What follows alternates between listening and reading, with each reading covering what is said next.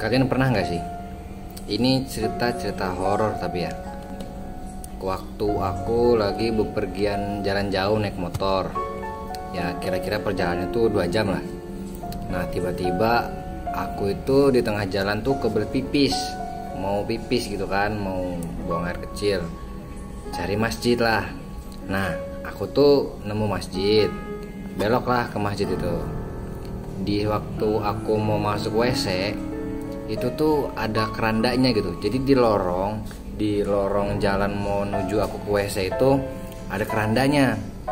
Nah waktu aku lagi asik pipis tuh, tiba-tiba kerandanya tuh kayak kayak geter-geter goyang-goyang sendiri gitu. Nah kayak goyang lah pokoknya kerandanya. Nah takut kan, posisi itu takut, lagi kencing lagi enak-enaknya, lagi berdiri gitu kan, nggak berdiri jongkok, kencing lagi enak-enaknya kencing, tiba-tiba kerandanya goyang, geret geret. Cepet-cepet lah keluar dari WC itu ceritanya. Jadi waktu keluar dari WC lewat lorong itu, aku nggak berani lihat ke tempat kerandanya gitu, cuma yang aku dengar pokoknya kerandanya tuh goyang. Habis itu aku terus jalan balik sampai rumah.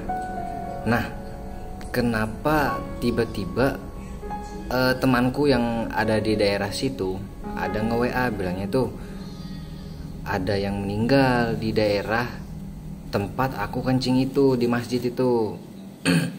Jadi ya seolah-olah tuh modelnya kayak yang meninggalnya itu disolatinnya dibawa di masjid itu.